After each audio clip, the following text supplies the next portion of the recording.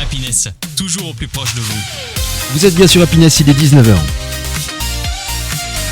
Happiness, votre radio locale.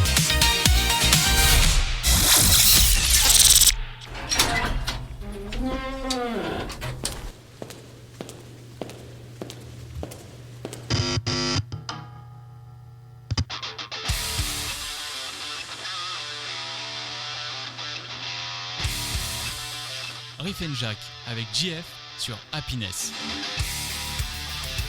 Ce soir dans Happiness, un artiste qui porte en lui deux rives, deux cultures. Originaire de Saint-Pierre-et-Miquelon, installé à Amiens depuis une dizaine d'années, l'Antoine tisse un lien entre culture nord-américaine, poésie française et folk élégante.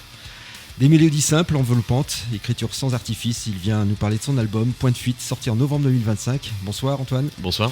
Et bienvenue dans Happiness. Riff & Jack avec JF.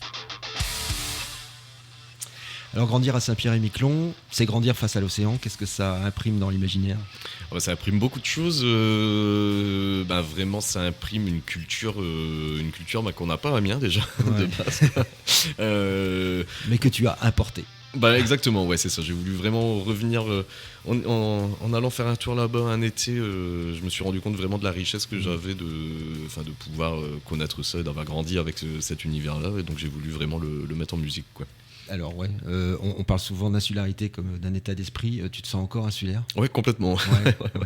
Amiens comme une grande île. Ouais, c'est ça. Ouais, avec les artillonnages, peut-être qu'on s'y retrouve à moitié. Et pour quitter l'archipel pour la métropole, c'est une rupture ou c'est un prolongement pour toi ? C'est une rupture, hein, oui, clairement. Ouais. Avec vraiment culturellement, ça a dû être une claque. Pas forcément une claque parce qu'on est quand même briefé étant jeune. On sait qu'on part et on sait qu'on y reviendra. Mais oui, effectivement, c'est comme une grosse déchirure, oui, effectivement. Ouais. Alors, on parlera bien sûr de tes influences. Ta musique, ça semble faire le lien entre l'Amérique du Nord, en tout cas la chanson française. Ouais. C'est conscient, ça. C'est conscient, c'est voulu, surtout. Ouais. Effectivement, en fait, dans mon berceau, il y avait vraiment cette double culture, donc la culture nord-américaine de par la proximité géographique et aussi la culture française de par la nationalité, en fait. Et donc, j'avais vraiment cette volonté de mélanger les deux. C'est la chanson française à la folk nord-américaine, même si on sent quand même des influences nord-américaines, ça c'est clair et net, et de la poésie chanson française, quoi. C'est que mes parents écoutaient un peu de tout, et à la radio... Alors c'est quoi un peu de tout ? C'était un peu... On dit toujours un peu de tout, mais en règle générale, on est quand même... mon père écoutait quand même pas mal plus Frank Sinatra, donc là pour le coup, ça ressemble pas des masses à ce que je fais. On n'est pas dans la chanson française non plus. On n'est pas dans la chanson française non plus, mais non, effectivement, en radio, on avait vraiment on écoutait quand même pas mal des artistes québécois, comme les Cowboys Fringants, par exemple, et puis aussi, comme on pouvait entendre du Souchon ou du Bachung, enfin voilà. Donc voilà, il y a vraiment cette double culture-là, quoi. Et toi, quand tu parles, en fait, de culture nord-américaine... tu parles de culture américaine surtout, des influences, tu évoques dans ta bio Neil Young, Bob Dylan, Paul Simon. T'as retenu quoi d'eux en fait ? Ça c'est une bonne question. La simplicité, en fait, je pense, et l'élégance. Parce que c'est vrai que chez Paul Simon, il y a rien de mauvais goût. Chez Neil Young, c'est pareil. Chez Bob Dylan non plus. Chez Bob Dylan non plus, en fait, finalement. Qu'est-ce que j'ai retenu d'eux ? Peut-être en fait la construction des morceaux, en fait, la composition qui paraît simple et qui finalement est en fait assez pointue. En tout cas pour Paul Simon. Du coup, en travaillant sur des textes en fait qui vont toucher, qui vont faire mouche. Ouais, c'est ça. En fait, du coup, les textes là pour le coup, ils sont plus inspirés de la chanson française, quoi, plutôt que la musique finalement. La variété québécoise, ça a aussi marqué ton univers. Ouais, carrément. C'est un truc que j'écoute encore beaucoup. Les Cowboys Fringants, finalement, c'est pas un groupe que j'écoutais énormément étant ado, mais. Alors, si tu peux nous expliquer les Cowboys un peu l'idée en fait, parce que l'idée des Cowboys Fringants. C'est un peu du rock festif, en fait. L'équivalent en France, c'est une bonne question. Je sais pas ce que ça pourrait être. En fait, je trouve que les compositeurs, les chansonniers, comme on les appelle, les artistes québécois, ont eu des sonorités qui sont pas les mêmes qu'en France. Pourtant, on utilise les mêmes mots, on utilise les mêmes accords, les mêmes guitares, les mêmes machins, mais finalement, ça sonne pas pareil. Et du coup, je me suis vachement penché là-dessus en écoutant soit les Cowboys Fringants, d'autres artistes comme Émile Bilodeau, qui m'ont redonné d'ailleurs l'envie de composer. Il y a une touche qui est vraiment différente et vraiment qui m'a intéressé, donc je me suis vraiment foutu ça dans les oreilles. Les textes, c'est En fait, je saurais pas dire, j'arrive pas à l'expliquer. C'est une ambiance en fait. Ouais, c'est ça. Ouais, c'est peut-être une ambiance où franchement, je n'arrive pas à comprendre pourquoi ça marche aussi bien. Et je trouve que c'est ultra sous-coté en France et je trouve ça vraiment désolant. Les poètes romantiques français sont mentionnés dans ta bio. La poésie, ça précède la musique chez toi? Non, les deux sont complémentaires en fait, je trouve. J'ai beaucoup lu Baudelaire, en fait, j'adore Charles Baudelaire. Et il y avait un groupe à Saint-Pierre-et-Miquelon qui s'appelle Dodd, que je vous invite à aller écouter parce que c'est une tuerie aussi. En fait, eux, ils ont commencé il y a une quinzaine d'années maintenant. Et ils chantaient des poèmes de Charles Baudelaire. Donc eux, pour le coup, c'est plus grunge que moi. Du moins à l'époque. Donc ils chantaient avec du grunge. Ouais, des morceaux, des poèmes de Charles Baudelaire. Ouais. Et en fait, c'est comme ça vraiment que déjà moi je me suis dit je vais faire de la musique. Attisé ma curiosité là, il va falloir vraiment que j'aille. C'est vraiment bien ça.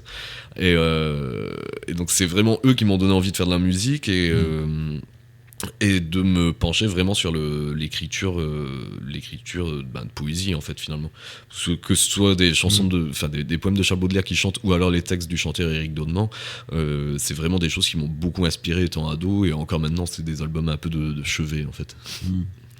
La guitare, c'est une longue histoire. C'est l'histoire de ta vie? En fait, je suis bassiste moi, de formation. Ouais. Donc, je fais de la basse depuis 15 ans maintenant, je pense. J'en ai fait des études et c'en est maintenant mon métier. Et ouais, ça m'a toujours accompagné. J'ai appris la guitare un peu tout seul en reprenant pas mal du Georges Brassens. En fait, donc, c'est pour ça qu'il y a quand même pas mal d'influences. Après, j'imagine que pour un artiste, tu travailles essentiellement seul. De toute façon, la guitare, c'est ça. Je compose. C'est ça. Je compose à la guitare et pas à la basse. Quoi. Ouais. Et donc quand tu travailles, t'es tout seul dans ton coin, comment je suis vraiment tout seul. Là, l'album, il a été. C'est un travail sur plusieurs années quand même. J'ai fait, 40 ou 50 chansons. Finalement, j'en ai gardé 11 que j'aimais bien, mes préférées, que j'ai mis sur l'album. Mais je travaille vraiment tout seul. En fait, j'enregistre des démos chez moi, je les écoute jusqu'à temps de plus pouvoir les supporter. Et celles que je peux supporter encore. Et donc, quand tu les supportes plus, tu jettes et puis tu recommences autre chose. Exactement. Ouais. T'es plus sensible à la mélodie ou à la belle phrase en fait? C'est une bonne question ça. Je dirais peut-être à la belle phrase, quand même. Ouais. Pas à la punchline parce que je fais pas du rap, mais vraiment un truc où on se dit ok, il dit ça, c'est classe, tu vois. ça j'aime vraiment bien ça. C'est beaucoup d'isolement. Comment tu t'organises en fait tout ça je m'organise pas du tout. En fait, ça vient vraiment quand j'ai envie, quand j'ai besoin, parfois. Il y a pas de vie d'artiste, ça, je sais pas. Mais c'est en vrai, j'ai pas de recette miracle pour ce truc-là. Ça vient vraiment un peu comme une envie de pisser, c'est grossier, mais c'est vrai. Tu définis comment ton territoire artistique aujourd'hui? Mon territoire artistique, vraiment de folk, chanson française. Je me définis vraiment là-dedans, où vraiment, c'est pas trop de la folk, c'est pas trop non plus de la chanson française. Je trouve que c'est un juste équilibre entre les deux. Enfin, juste, ça au public d'en décider, mais vraiment de ce mélange-là, de ce côté hybride. Et puis des sonorités québécoises que j'ai essayé d'importer en France, quoi. Alors quand t'es arrivé quand t'es arrivé en France, ça arrivait un peu tout seul avec ton couteau. Hein. Ouais, c'est un peu ça. Ouais. Comment tu fais? Tu t'installes comment en tant que musicien? Tu te dis tiens, j'arrive à Amiens, je suis musicien. Alors, comment ça se passe en fait? Alors quand je suis arrivé en métropole, donc j'avais 18 ans, juste après le bac, j'ai fait des études d'anglais, donc vraiment le truc qui a rien à voir. Mais je m'étais un peu planté vraiment. C'était pas. Une année de fac, ça m'a suffi à me dire non, en vrai, c'est pas du tout ma place là-dedans. Donc après, je suis allé à Nancy faire une école de musique où je suis resté 2 ans. Et puis ensuite, j'ai fait le conservatoire à Nancy aussi en jazz. Donc c'est comme ça vraiment qu'on met un pied à l'étrier. Ensuite, tu fais des groupes, tu rencontres des gens, tu fais des albums, tu fais des trucs. Et puis, tu te retrouves à Amiens en suivant les musiciens avec qui tu joues à l'époque et finalement tu y restes quoi. On va découvrir un premier extrait de Point de fuite, un album d'Antoine avec Inconnu sur Happiness. Riff and Jack avec JF. L'inconnu d'Antoine sur Happiness. On peut parler de ce morceau ? Ouais, carrément. C'est un morceau qui a quelques années maintenant, qui a été un peu... qu'on avait un peu sous-coté nous, quand on l'a répété. Sous-coté. Ouais, on l'a mis un peu de côté. Puis finalement, on s'est dit, ah non, il est quand même assez cool celui-là. Il est sorti en single. Tu vois, tu jettes pas tout systématiquement. Non, je jette pas tout. Ouais. Non, je regarde quand même quelques-unes. J'en ai gardé 11. Non, c'est un morceau, c'est une petite balade, une petite valse sympa. Ce que j'aime dedans dans cette chanson là, c'est vraiment l'orchestration. En fait, sur l'album, j'avais vraiment envie de travailler avec des cordes et des cuivres. Donc pour le coup, il y a peu de cuivre, mais il y a des cordes. Donc j'ai travaillé avec le Quatuor Vertigo, tout ça qu'on a enregistré. Donc on a fait les arrangements cordes pour ce morceau là et pour d'autres. Et c'est vraiment un morceau que je trouve assez élégant et simple en fait. D'accord.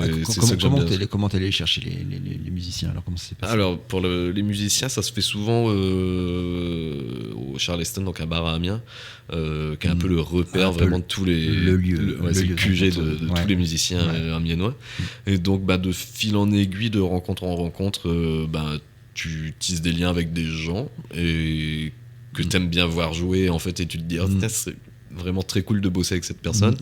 Donc généralement tu payes une bière et puis tu te dis j'ai un album à faire, est-ce que t'es chaud? Et puis généralement les gens ils disent ah ouais, ok, roule. Et voilà. Une seule pour la boire avec modération, mais bien sûr, ouais, toujours, mais en tout cas c'est comme ça que ça se passe, c'est comme ça que les belles rencontres se font. Ouais, carrément. C'est comme ça que j'ai rencontré le trio Verbe, qui d'ailleurs sera dans ton émission la semaine prochaine. On aura la chance de les accueillir aussi la semaine prochaine. Ça va être donc c'est comme ça que j'ai rencontré un peu. Et donc ils jouent avec toi. Donc à l'accordéon on retrouve Charles Tuillier qui est normalement le contrebassiste du trio. Au piano on a Noam Dubois et à la batterie Garcia Teo Aoutou, avec qui j'ai la chance et l'honneur vraiment de jouer, parce que c'est des super musiciens, humainement ils sont top aussi, et donc voilà, c'est vraiment que du plaisir de jouer avec ces gars. Donc la chance et l'honneur de les recevoir aussi la semaine prochaine, et du coup ils auraient pu venir aussi avec ça, puisque ils font intégralement complètement partie de ta production musicale. Ça naît comment une chanson chez toi? C'est d'abord une image, une ligne mélodique? Comment ça se passe? Il n'y a pas de règle. En fait, pendant des années j'ai fait les textes et ensuite j'ai fait la musique, et là je me suis un peu éloigné de ce procédé-là pour cet album-là. Il y a quelques morceaux vraiment qui n'ont pas du tout été conçus de cette manière-là, qui ont été vraiment conçus à partir d'une mélodie ou d'une idée, enfin d'une idée mélodique ou d'une grille d'accords, machin, et puis ensuite de broder un texte autour. Là, celui-là, Inconnu, je sais plus. Je pense que non, c'est la guitare qui a été faite. À quel moment en fait le riff de guitare, le morceau là que je viens de faire, le titre que je viens de faire, il est au point et j'en parle aux musiciens avec lesquels je veux travailler. Comment ça en fait, c'est que j'enregistre tout. Je fais des démos chez moi sur GarageBand sur mon ordi. J'y connais rien en son, mais je le fais quand même. Donc j'enregistre tous les instruments comme je peux en MAE ou en direct, quoi, en branchant ma basse ou ma guitare, qu'importe. GarageBand qui est quand même un outil assez universel pour les. Carrément. Pour moi en tout cas, parce que j'en fais, c'est juste ce qu'il faut, quoi. Et donc voilà, j'enregistre mes trucs généralement le soir, la nuit même parfois. Et puis je le peaufine jusqu'à temps que je sois content. Ensuite, je l'écoute en boucle, ce que je disais tout à l'heure. Je l'écoute en boucle. Le jour où j'en ai marre de l'écouter, je me dis ok, en fait, elle marchera pas. Je jette. Et donc, et par contre, alors quand ça marche, du coup, je les garde. T'appelles les copains. J'appelle les copains. Et en fait, du coup, les démos pour le coup que j'avais fournies étaient quand même assez proches de ce qu'on retrouve sur l'album finalement. Enfin, grossièrement. Ensuite, on a vraiment juste, avant de rentrer en studio, on a répété deux ou trois fois, je pense, avec les musiciens, vraiment sur les titres, pour peaufiner quelques petits arrangements, quelques petits trucs, mais tout était... Enfin, je savais où je voulais aller, je savais ce que je voulais. Alors justement, c'est quoi ton niveau d'exigence sur la musique? Qu'est-ce que tu vas chercher, en fait? Alors, qu'est-ce que je vais chercher? ce que j'aime beaucoup, c'est faire de la chanson, parce que clairement ce que je fais, c'est vraiment de la chanson. Je veux dire, il y a rien de, c'est pas très jazz, quoi. Non. Et ce que j'aime justement, c'est aller chercher des musiciens de jazz pour leur faire jouer des trucs un peu Pour simplistes, quoi. Et du coup, ça ramène des couleurs qui sont vraiment différentes, un peu jazzy et tout. Sur un autre morceau qu'on va écouter tout à l'heure. Là, on était sur l'inconnu, on était sur quelque chose d'un peu valse. C'est ça, sur une balade folk, en fait. On a d'autres les autres morceaux, effectivement, on a des points nettement plus jazzy. Ouais, carrément, ouais, bah c'est là pour le coup, vraiment les couleurs de jazzy, c'est ce que j'avais ressenti dans certains albums de Paul Simon. En fait, c'est pour ça que j'en parle dans ma bio, c'est qu'il y a des trucs vraiment un peu gospel, un peu jazz, blues, machin. Et je trouvais ça intéressant de mélanger aussi un peu cette couleur, quoi. Pourtant, j'y connais pas grand chose, mais c'est quelque chose qui me parle quand même, quoi. Du moins de mon inconscient d'oreille. Tu cherches, alors on parle beaucoup de la musique, mais tu cherches beaucoup la richesse lexicale. Ouais. Donc tu t'inspires comment, Alors, pendant longtemps, moi j'ai travaillé vraiment. J'essayais vraiment de caler des super beaux mots, tout ça. Mais, en fait, les ça mots marche super bingo, pas, mais pas dans une phrase qui va bien, quoi. Ouais, mais après, parce que mes influences étaient tout autres aussi à l'époque. Il y a quelques années, j'écoutais beaucoup Feu Chatterton, tout ça. C'est vrai que les textes d'Arthur Teboul sont ouf, mais c'est pas à la portée de tout le monde, quoi.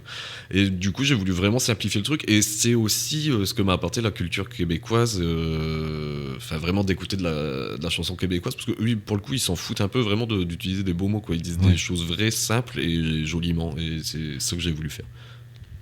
Les titres comme Les Naufragés ou Le Parfum de l'Inachevé, ça suggère une forte charge symbolique aussi. Le symbole, il est central dans ton écriture. Ouais, carrément. Après ça, ces morceaux-là, c'est vrai qu'ils ont vraiment on se sent à Saint-Pierre, quoi. Bah, peut-être un peu moins pour Les Naufragés, parce que c'est un morceau qui a un peu une espèce de bossa tango bizarre. Mais... C'est quoi l'esprit Saint-Pierre, alors? Bah, l'esprit Saint-Pierre, c'est vraiment ce côté-là brumeux, salin. Qu'on ressent bien, oui. Ouais. Et ça, j'avais vraiment envie de leur transmettre dans mes chansons, quoi. Vraiment, de par le champ lexical et puis par les idées, en fait, qui s'en sortent, quoi. Et ça fait écho aussi à un état d'esprit. Ouais, un truc un peu titubant, quoi. Et un peu l'idée là dans cet album-là, vraiment l'idée un peu d'ivresse, que c'est une ivresse d'amour, une ivresse d'alcool, hein, clairement. Quand on se dit des choses, c'est comme pas mal des chansons portées sur la bringue, hein, on peut le dire. Donc voilà, ouais. C'est ce qu'on retrouve d'ailleurs un peu sur la pochette. Ouais, c'est ça, la pochette, c'est ça, c'est l'album. Ouais. Bah voilà, c'est une idée un peu de muse et puis de beuverie, quoi. Ouais, enfin du beuverie classe quand même, hein, parce que on a essayé de classer de rendre les choses un peu plus classe, quoi. Est-ce que la musique doit toujours rester pour toi au service du texte? Ouais, clairement. Ouais, je trouve, c'est un peu c'est un tapis rouge, quoi, je trouve. Enfin, c'est là qu'on déroule tout. Ouais, je pense que vraiment faut que ça serve, quoi. C'est vrai que parfois j'ai composé des textes que je trouvais assez jolis. Tu composes un truc dessus, je sais pas, un gros riff de guitare un peu sale, un peu grunge, machin, tu te dis en fait ça te dessert un peu le truc, quoi. Je pense que tu peux mettre un truc ultra classe derrière, vachement épuré, et puis ça généralement ça marche tout seul. Finalement t'y retournes de toute façon. Ouais. Tu trouves comment l'équilibre entre la simplicité et la profondeur, en fait, de tout ça? L'équilibre, c'est une bonne question, en vrai je sais pas trop. L'équilibre et la profondeur. Ouais, franchement, là je vois pas. C'est super chaud. C'est pas grave, on va s'écouter un deuxième titre qui va peut-être nous expliquer tout ça, justement. On poursuit avec Promesse, donc qui est extrait de ton album Point de Fuite sur Happiness. Extrait de l'album Point de Fuite de l'Antoine. Merci d'être avec nous encore dans Riff and Check sur Happiness. T'as pas voulu répondre à ma dernière question, mais c'est pas grave, je t'en posais d'autres. Ouais, vas-y. Alors parle-moi un peu de ce titre Promesse, qui embarque bien pour le coup, très riche musicalement. Ouais, carrément. Et c'est lui pour le coup, il a failli pas exister, quoi. On savait pas du tout. C'est un morceau que j'aimais bien, je trouvais le refrain sympa, le texte why not. C'est pas le meilleur, mais je l'aime bien quand même. Mais et c'est vrai que quand on a répété avec les gars, j'avais pas du tout. Là, pour le coup, celui-là, j'avais aucune idée de ce à quoi il allait ressembler. Je savais qu'à la fin, il y aurait des cordes, et voilà, qui inspiré d'ailleurs d'un morceau, je sais plus, sur l'album blanc des Beatles, mais je sais plus quel morceau. Et c'est vrai que Ouais, j'avais vraiment pas d'idée. Il a été un peu rock à un moment. C'est un peu les violons qui font penser un peu à cet album. Ouais. J'y ai pensé aussi. Ouais, c'est fait pour. Ouais. Mais ouais, celui-là. Ouais, moi j'ai vraiment séché longtemps, pendant 1 an quasiment. Il est resté vraiment un peu dans un coin en me disant bon bah je sais pas, peut-être qu'un jour j'aurai un éclair de génie. Il a été un moment pas mal rock et tout, puis finalement là, il est un peu jazz, il est carrément jazz en fait ce morceau là. Et donc voilà, en fait on a vraiment voulu laisser, moi j'ai vraiment voulu laisser place aux musiciens. Je leur ai dit vraiment là, faites-vous plaisir quoi. Ouais. Ils se sont fait plaisir. Ils se sont fait carrément plaisir. C'est vrai que là, on a un solo de piano de Noam Duboil, donc pianiste de Verne dont on parlait tout à l'heure, où d'ailleurs c'est la première prise, je crois, ce solo là. Je voulais vraiment que tout le monde se fasse plaisir sur un morceau, et du coup c'est vraiment devenu celui-là quoi. Ça réagit comment quand tu joues ça en public? Plutôt bien. Ouais. J'imagine que bien. Puis on fait durer le plaisir aussi quoi. Ouais. C'est le genre de morceau à rallonge. Parce que du coup parce qu'on se fait carrément. Ouais. On parle un peu de l'album Point de fuite. C'est d'abord le titre Point de fuite. Ça vient de quoi? Ça vient de vraiment ce truc un peu d'obsession en fait. Vraiment le point de fuite. C'est vraiment une obsession en fait. Du coup, on avait vraiment 2 thèmes qui étaient donc l'amour et les beuveries. Donc une obsession d'amour et de beuverie. Donc ça a donné Point de fuite en fait. Ça se résume. Ça se résume assez. Ouais. C'est une référence aussi à la perspective, l'horizon, l'échappée. Alors est-ce que du coup tu fais un peu référence à ton univers? Exactement. On a évoqué tout à l'heure.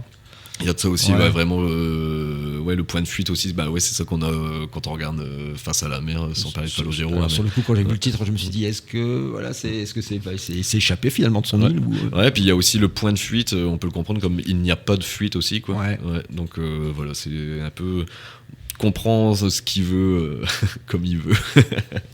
L'album, ça a été pensé comme un récit? Non, pas du tout. C'est un peu des pièces un peu mises bout à bout. Il y a des morceaux qui sont comme assez vieux là-dedans.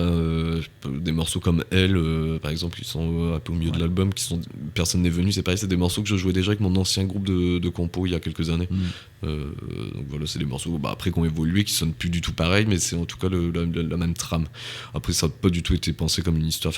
L'ordre des chansons, par exemple. Il n'y a pas forcément de sens à trouver là-dedans. Il y a plusieurs titres inconnus, Promesse, Marchand, Elle, c'est un disque quand même très relationnel quand même. Ah oui, complètement.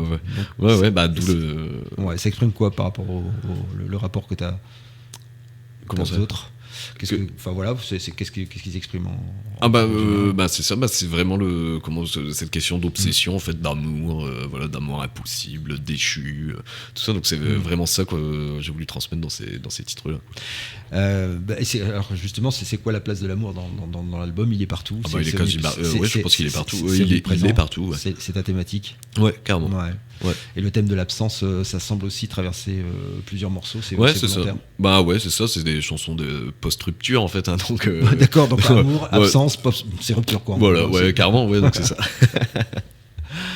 Et t'as construit. Donc il n'y avait pas d'ordre en fait dans tes titres. Non, t'as pas choisi t'as pas structuré l'album de telle et telle façon. Non, j'ai pas fait de, comment on appelle ça, des concept albums quoi. J'ai pas fait ça quoi. J'ai pas fait ça. Il y a un morceau qui est particulièrement plus intime que les autres. Non, je pense qu'ils sont à peu près tous à la même échelle. Hein. Franchement, non, franchement. Non, ils sont tous dans le même registre, hein, en tout cas. Et s'il y en avait un qui te ressemblait particulièrement le plus. Celui qui me ressemble le plus, c'est peut-être Le Parfum de l'Inachevé, pour le coup. Après, peut-être parce que c'est le premier que j'ai sorti, du coup, il me touche un petit peu plus, que c'était vraiment le début, le lancement de mon projet musical. Ça me renvoie au démarrage de l'aventure. Ouais, c'est ça. C'est un album de transition ou plutôt d'affirmation là pour toi? Je dirais plutôt d'affirmation. Parce que c'est vrai que ça fait des années que je fais de la musique et c'est vraiment la première fois que je fais quelque chose qui me ressemble vraiment. C'était un peu la consécration, c'était sorti la sortie de cet album. Comment pour toi, c'était une forme de consécration quand même aussi. La sortie d'un album. Donc consécration c'est le bon terme, effectivement. C'est vraiment l'aboutissement en fait. L'aboutissement de vraiment tout ce que je construis depuis une dizaine d'années en faisant vraiment essentiellement que de la musique. Ouais, c'est vraiment ça. Ouais. Et puis je suis content parce que c'est vraiment quelque chose qui me ressemble. J'en avais parlé avec un copain qui fait de la. Qui composait un peu et il me disait j'ai composé ça et tout. Et je lui dis tu sais, après. Faut composer pas en pensant aux autres, mais vraiment en disant mais en fait, est-ce que ce morceau-là, je serais susceptible vraiment de l'écouter? Est-ce que ça me plaît vraiment, quoi? Et c'est vrai, en le disant, je me suis dit, mais en fait, je me suis jamais posé la question, quoi. Et donc Romain, si tu m'écoutes, salut. Et en fait, c'est vrai que là, du coup, j'ai pensé un peu les choses différemment, en me disant ouais, mais en fait, c'est vrai qu'il y a plein de morceaux que j'ai toujours chanté, que j'avais composé à l'époque avec d'autres groupes et tout, en me disant en fait, jamais j'écouterais ce truc-là chez moi, tu vois. Là, du coup, mon album, je me dis oui, non, c'est clairement le style que j'écoute, c'est ce que j'aime écouter, ce que j'aime composer aussi, du coup. Et voilà, ça me parle beaucoup plus et c'est beaucoup plus cohérent avec ce que je suis, quoi. Alors, on n'a pas parlé de la façon dont en fait, tu l'as monté, cet album. Tu l'as fait en plusieurs endroits différents déjà. Il a été composé comme essentiellement à Amiens, je pense. De mémoire, ouais. Et enregistré. Il a été enregistré à Amiens, il était à Cité Carter, il a été aussi au Celebration Days à Clermont-de-Loise. Et puis on a enregistré en nomade, donc un peu à droite à gauche. Donc tout ça avec Béranger Nail, que je salue, et qui a fait un taf monstre parce que c'était quand même un gros projet, tout ça, avec finalement peu de temps. Je sais pas pourquoi on s'est pressé, mais on a voulu le faire vite. Et donc ça a été fait. Ça a pris plus de temps que prévu quand même. Mais ouais, non, c'est composé à Amiens, c'est enregistré un peu à droite à gauche, et puis ça a été peaufiné sur Amiens, quoi. À quel moment tu considères qu'un morceau il est prêt à être partagé? Quand il ressemble à ce que j'ai envie, ce à quoi j'ai envie qu'il ressemble, quoi. Ouais. Mais bon, c'est vrai que parfois il y en a on a mis beaucoup de temps, par exemple le morceau qu'ouvre l'album Corsage sans corsage, on a mis quand même pas mal de temps à le faire bien sonner, ce truc là. On avait vraiment enregistré tout comme il fallait, mais on a mis du temps vraiment à trouver le bon mix, à trouver le bon truc, à trouver le bon compromis, et finalement on est ultra content du résultat, quoi. Et pour le coup il a failli pas exister, celui-là, quoi. Comment tu transposes un peu toute cette folk assez élégante finalement sur scène? En fait, on a plus sur scène. T'as une forme de mise en scène déjà? Non, pas du tout. Tu te prépares non, pas, non. en fait. Non, c'est vraiment. J'ai pas envie de faire un truc. Il faut quelque chose d'épuré, à l'image un peu à l'instar de la musique. Non, un truc qui vive, en fait, tout simplement. Ouais. J'aime pas les trucs où tout est répété, orchestré. On sait qu'à tel moment on dit ça, on fait telle blague, on fait tel machin. Ça me gave, en fait. Ça. Tu parlais tout à l'heure de ce morceau, en fait, qu'on pouvait prolonger, en fait. Ouais, c'est ça. Ouais, mais il y a plein de morceaux comme ça qui. On sait à peu près ce qu'on fait, mais on sait pas comment, et on sait jamais trop vers quoi on va. On a vraiment la trame, on a les morceaux qui sont tels quels, et puis après ils évoluent en fonction des concerts. Et puis ce que j'aime pas non plus, c'est donner plusieurs fois le même concert. Si les gens viennent plusieurs fois, ils auront jamais droit à la même chose, et c'est ça que j'aime aussi dans ce métier là, et puis dans ce projet musical là, quoi. On va s'écouter un troisième morceau, L'âme en peine, sur Happiness. Riff and Jack avec JF. L'âme en peine, l'extrait de l'album Point de fuite d'Antoine dans Riff and Jack sur Happiness. Merci Antoine d'être avec nous encore dans cette émission. Tu joues accompagné en fait pour l'album, mais aussi sur scène. Comment ça se passe, la complicité sur scène? En fait, parce que du coup vous pouvez être nombreux. On peut être nombreux normalement. Ouais. Idéalement, on est en quintette, mais après, je peux le faire j'ai l'habitude de le faire en solo. On le fait en duo, piano-voix. Là, on est en train de monter un trio piano, violoncelle, voix. Donc en fait, le projet est modulable. Ouais. On peut le faire sous différentes formules, et c'est ça que j'aime bien aussi, c'est que ça apporte vraiment des couleurs différentes et des sonorités différentes à chaque spectacle et à chaque formule, en fait. Ouais. Et on est capable de jouer avec n'importe quel instrument. Du coup, ça te donne des idées, ça te projette sur autre chose. Ça projette sur pas mal de... Ouais, effectivement, ça ouvre quand même pas mal d'idées. Il y a quand même des musiciens qui tournent, donc... si deuxième album il y a, ce sera peut-être pas du tout comme le premier. Et bon, après, je pense quand même, parce qu'il y a quand même une ADN dans le truc, mais je pense que tout évolue, et puis même les morceaux évoluent en live, en fait, finalement. On a joué il y a pas longtemps à la Lune des Pirates avec d'autres musiciens, parce qu'il y en a un qui était pas dispo, et on a réarrangé les morceaux le matin même pour le soir, et puis finalement ça nous a donné des versions assez surprenantes, et peut-être peut-être même mieux que celle qu'on avait imaginée, quoi. Donc, Alors, t'as joué aussi, voilà, dans ton histoire, il y a quand même eu Saint-Pierre-et-Miquelon en tant que musicien. Alors, t'étais plus dans la reprise, c'est ça? Bah, j'ai commencé jeune à faire de la compo quand même. Bah, j'en parlais tout à l'heure en parlant du groupe Dodd, le groupe local Saint-Pierre. Donc c'est eux qui m'ont donné vraiment envie de composer en me disant bah c'est vrai qu'en fait ces mecs-là ils font des trucs trop bien et c'est mes voisins. Et tu te dis bah en fait si mes voisins ils sont capables de faire des trucs bien, pourquoi moi je serais pas capable d'en le faire? Donc c'est pour ça que ça m'a mis un pied à l'étrier. Et puis ensuite c'est ça, j'ai fait donc beaucoup de compos à l'époque avec des groupes d'ados, de copains et tout. Et puis j'ai fait beaucoup de bars aussi en chansonnier, donc ça c'est un truc pour le coup en France il y en a pas trop, ça, mais au Québec ça se fait beaucoup, enfin au Canada en tout cas, c'est vraiment des mecs qui sont là avec ça ressemble à quoi alors justement? Bah, c'est un mec qui est tout seul sur scène dans un bar avec des gros cahiers et plein de chansons dans le répertoire, puis tu chantes un peu n'importe quoi. Puis les gens viennent pas forcément, ils viennent pas te voir, mais ils viennent pas te voir, ils viennent, mais c'est ultra formateur en vrai, parce que du coup ça m'a fait bosser de ouf le chant et puis des façons de chanter que je soupçonnais pas, parce que bah j'ai pas une voix pour chanter du Bob Marley à la base quoi, par exemple. Non, par contre t'as une voix qui porte et un peu dans les graves. On pense à Dao, on pense à Gainsbourg aussi. Gainsbourg c'est plus mes influences dans le grain, dans le grain et aussi dans les textes forcément. C'est une grosse source d'influence. Et du coup le public en France c'est différent en fait par rapport à ce que tu fais. Ouais, parce qu'en fait j'ai essayé de le faire en métropole, ça, de jouer, je me souviens à Montpellier à l'époque où j'étais à la fac, je l'avais fait dans un bar, ça, j'avais démarché, c'était pour gagner 50 balles ou 20 balles ou je sais pas quoi, finalement en fait j'avais même pas joué parce qu'en fait ça faisait chier tout le monde. donc je crois que c'est une des seules fois que je l'ai fait, après j'ai chanté un peu dans la rue à Montpellier aussi. C'est comme ça que j'ai comme gagné en gras de voix. Ouais. Et puis tu manges des cailloux.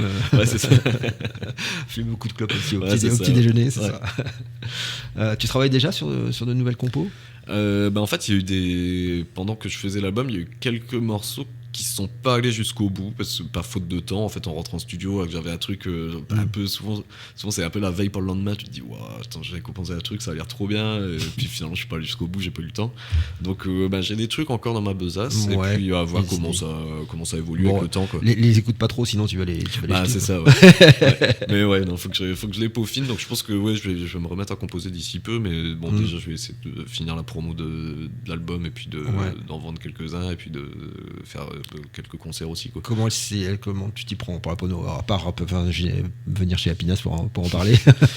C'est beaucoup c'est du bouche à oreille en fait, là-dessus je compte comme pas mal. On a comme un gros réseau de musiciens sur Amiens, donc on se refile les plans et les trucs, et puis en fait là, à chaque fois comment elle se passe l'entraide justement sur Amiens? On en parlait en off tout à l'heure un peu. On s'appelle quoi. Généralement il y en a un qui va jouer quelque part et dire il y a un tel, il paye bien parce que on est tous intermittents, donc ça coûte cher, et puis puis en même temps c'est gage de qualité aussi, donc à tous les groupes qui jouent pour 150 balles dans les bars d'Amiens, le faites pas en fait, parce que vous êtes juste en train de tuer le métier. Voilà, ce qui était à dire a été dit. Et donc voilà, faut tous s'entraider, puis il faut qu'on soit tous d'accord aussi sur les tarifs aussi quoi, parce que c'est un métier en fait. C'est un métier, donc du coup faut que tout le monde joue le jeu, que ce soit les musiciens mais aussi les gens qui tiennent des bars, les gens qui tiennent des salles, et puis aussi c'est ça, c'est que faut que tout le monde faut que ça mette tout le monde d'accord, et on sent que c'est d'autant plus difficile que c'est beaucoup plus dur qu'il y a quelques années je pense, et sur la culture les aides ils sont pas forcément quoi. C'est ça, donc on est un peu là c'est une année très compliquée, donc pour tous les intermittents du spectacle, donc faut pas là ça l'était déjà l'an dernier, mais ça l'est toujours, mais encore plus cette année quoi. C'est même alarmant, et donc non, faut faire vraiment très attention, et puis il faut pas sous-vendre les projets quoi, parce que ça demande Et c'est quoi alors sous-vendre des projets? C'est jouer 150 balles et puis pour 2 bières dans un bar quoi. Ça se fait pas. 150 balles pour tout un groupe je parle. Non, il y a des minimums, il y a un minimum syndical, et faut tous s'y tenir, parce que c'est comme ça qu'on tue un métier, c'est comme ça aussi qu'on tue la qualité. On aime ou on n'aime pas ce que je fais, ce que je propose, que ce soit mon projet l'Antoine ou mes autres projets à côté, on aime ou on n'aime pas, mais derrière c'est du taf, c'est des musiciens, c'est des vrais musiciens qui ont fait des études, après il y en a qui n'ont pas fait d'études et qui font des trucs cool aussi. Donc non, faut tous s'aligner, faut tous jouer le jeu, et puis voilà, c'est aussi gage de qualité, parce que quand tu vas voir un groupe généralement dans un bar qui joue pour 100 balles, voilà, il y a de la place pour les amateurs, c'est très bien, il en faut, il faut que tout le monde commence aussi quelque part. C'est ça. Ouais. Et le plus difficile, c'est justement de pouvoir commencer et puis de faire sa place. Donc on imagine aussi pour que les petits groupes qui veulent commencer à avoir un peu de visibilité aussi, ils sont obligés d'accepter aussi des conditions qui sont parfois imposées. Ouais. Moi, ce que je trouve juste dégueulasse, c'est que ça arrive beaucoup que des gros endroits. Voilà, on sait, il y a des endroits qui ont du fric, faut pas se le cacher, et qui disent mais non, ça vous apporte de la visibilité.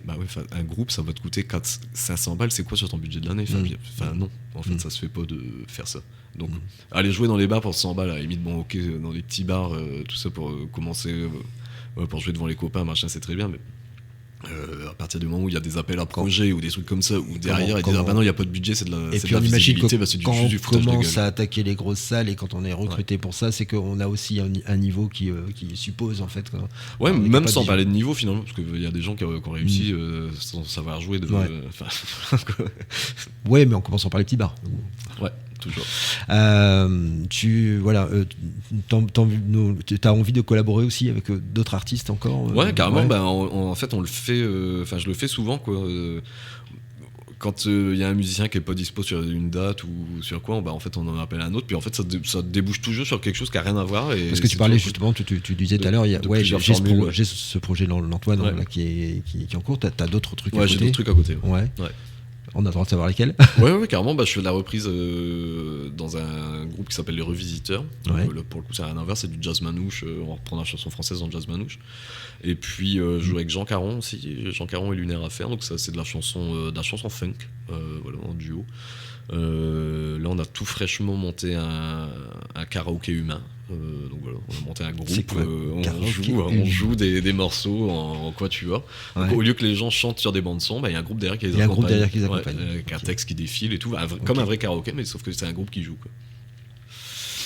Et un retour artistique vers l'archipel, c'est envisagé aussi? D'aller vivre là-bas? Ouais. D'aller vivre là-bas, peut-être pas, mais d'y retourner souvent, oui. Plus j'y retourne. Tu y retournes déjà souvent? Ouais. Assez régulièrement. Ouais, quand je peux, parce que après c'est super cher d'y aller aussi, et puis faut que je bosse en métropole aussi, quoi. Donc voilà. Mais non, dès que je peux, j'y retourne, et puis souvent c'est quand même pas mal source d'inspiration, ce truc-là. Ça me remet un peu en me disant c'est vrai qu'il y a ça qui existe, les gens ils écoutent ça. En écriture, par rapport à la culture, par rapport à. Ouais, il y a des images qui se dégagent en fait de là-bas, et du coup qui peuvent être inspirantes. Ouais, du coup. Et tu te verrais aussi produire ou écrire pour quelqu'un d'autre?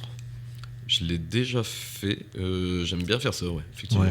Ouais. Parce que c'est un tout autre travail, quoi. En fait, je me vois mal chanter des trucs vraiment qui me parlent pas. Par contre, faire chanter les autres des trucs qui me parlent pas, ça me dérange pas, quoi.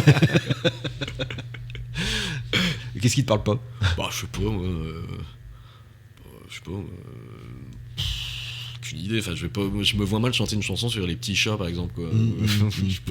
Mais t'es capable d'écrire une chanson sur les petits chats? Je pense, je sais pas. Si quelqu'un veut que je écrive une chanson sur des petits chats, m'envoyer un message. Je vois ce que je peux faire pour vous. Qu'est-ce que t'aimerais bien que les auditeurs retiennent de Point de Fuite? Déjà qu'ils l'écoutent, en fait. Déjà rien que ça. Faut pas hésiter à en parler aussi, parce que c'est un gros travail. C'est vraiment un album, on l'a pensé un peu à l'américaine, en fait, ce truc-là. Il y a énormément de musiciens qui jouent dessus, c'est que des pointures. On a mis beaucoup de temps à le faire, finalement, et puis juste prendre le temps de l'écouter, puis même de nous faire un retour, que vous aimiez ou que vous aimiez pas, en fait. Ça, je m'en fous. En fait, toutes les critiques sont constructives, hein, donc voilà, je veux juste que cet album soit écouté, et puis voilà, je demande pas grand chose de plus. Il est disponible partout? Il est disponible partout en streaming, on peut l'acheter sur Amiens, la Maladisc. Dans les bacs, notamment, la Maladisc. La Maladisc, et puis dispo partout. Il est dispo sur mon Bandcamp aussi. Et puis s'il y a besoin, je suis sur les réseaux sociaux aussi, Facebook, Instagram, l'Antoine Musique, musique en français, QE. Voilà, et on me trouve et on peut me contacter. Riff and Jack avec JF.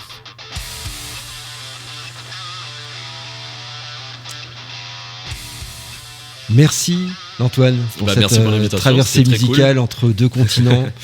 Son album Point de Fuite est disponible dès maintenant et depuis le mois de novembre. Depuis le mois de novembre. Et courez l'acheter pour encourager la musique et découvrir en fait toute cette richesse. Un grand merci également à Ben qui était aux manettes de cette émission. Restez avec nous tout de suite. On écoute un dernier titre de l'Antoine, Point de fuite de ton album qui s'appelle Le Parfum de l'Inachevé. Et puis on retrouvera Didi Jazz pour son radio show.